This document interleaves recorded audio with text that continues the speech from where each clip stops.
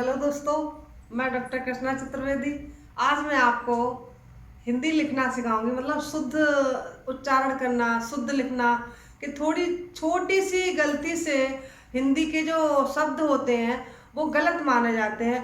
उन शब्दों को मैं थोड़ा सा उस पर प्रकाश डालना चाहती हूँ और बताना चाहती हूँ कि किस तरह से थोड़ा सा अगर आप ध्यान रखेंगे तो उस हिंदी को किस तरह से शुद्ध लिख सकते हैं। तो ज़्यादातर जो पंचमाक्षर होते हैं, वर्णों के जो पंचमाक्षर होते हैं, पंचमाक्षर आप समझते हैं, यह है म न।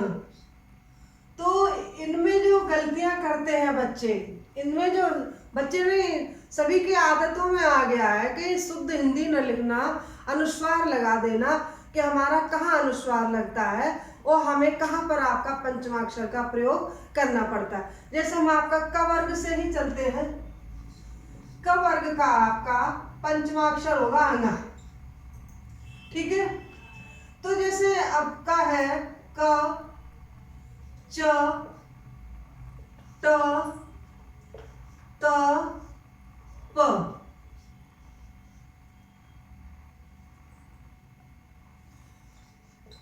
तो इनके देखिए क पूरे पूरे लिख समझा देते हैं, क, ख, ग, घ, अंगा, च, छ, ज, झ, या, ठ, ड, ढ, अणा, थ, द, ध, न, फ, ब, भ और म। तो ये देखिए कि किस तरह से जो बिल्कुल सिस्टमेटिक समझने वाली बात है कि हम जो गलतियां करते हैं, जैसे मान लीजिए हमने कंघा लिखा, तो देखते हैं अक्सर इस तरह से कंघा लिख देते हैं, तो ये आपका कंघा गलत माना जाएगा व्याकरण दृष्टि से देखा जाए। क्योंकि देखिए क का पंचमाक्षर आपका अंगा आ रहा है, तो आपको अंगा लगाना चाहिए, घा। तो आपको इसलिए इसमें ऐसा करना चाहिए, तो आपका कंघा। जैसे आपको गंगा लिखना है, तो देखा आपने गंगा ऐसे लिखते हैं अक्सर लोग, तो ये गलत, अपनी सुविधा अनुसार अनुस्वार लगा देते हैं, लेकिन अनुस्वार लगाना व्याकरण की दृष्टि से बिल्कुल गलत माना गया है। अगर कोई परीक्षा में, प्रतियोगी परीक्षा में प्रश्न आता है कि गंगा का, आप गंगा लिखा है कि गंगा का शुद्ध कौन सा है, तो आपको शुद्ध में ऐसे लिखना पड़ेगा, गंगा ये माना जाएगा आपका, न कि आपका ये माना जाएगा गंगा। तो इस छोटी छोटी बातों का ध्यान रखा जाता है कि हमारा कहाँ पर कौन सा पंचमाक्षर आ रहा है, तो वही वाला हमें पंचमाक्षर का प्रयोग करना चाहिए। बिल्कुल छोटी बात है, लेकिन गलती आपका परीक्षा में आ जाता है तो आपका 1 या 2 नंबर आपका कट जाता है, तो ये काफी करना चाहिए, गलत होता है।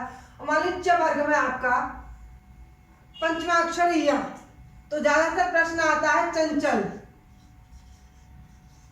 ऐसे लिखा होता है, कई तरह से लिखा होता है, चंचल को किसी घुमा दे देते, लेकिन आपका चंचल कैसे लिखा जाएगा। मान लीजिए आपका पंचम अक्षर कौन सा आपका आ रहा है, पंचमाक्षर आ जाए, तो आपका कैसे आ जाएगा, अनुस्वार नहीं आएगा आपका, चंचल, इस तरह से लिखा जाएगा आपका। तो ये चीज मन से आ जाता है, मंजन आ जाता है, सॉरी ये तो इसमें जाएगा, तो ये आपका चंचल इस तरह से लिखा जाएगा।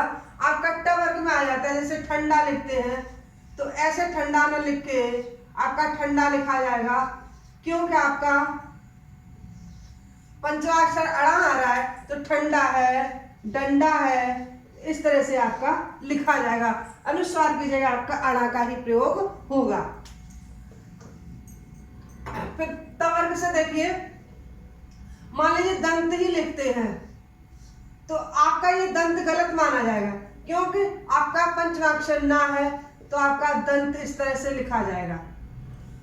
पा में जाइए, तो जैसे पा में मान लीजिए पंप है, ऐसे शुद्ध लिखा जाएगा, आप इस तरह से लिखेंगे तो आपका ये गलत माना जाएगा, क्योंकि हमेशा पंचमाक्षर का ही प्रयोग किया जाता है। तो छोटी छोटी बातें होती हैं जो आपको हिंदी के प्रतियोगी परीक्षा या संस्कृत प्रतियोगी परीक्षा में इन चीजों का विशेष ध्यान दिया जाता है। हिंदी वालों को या संस्कृत वालों को शुद्ध उच्चारण और शुद्ध आपका बिल्कुल विशुद्ध रूप से आपको लिखना चाहिए।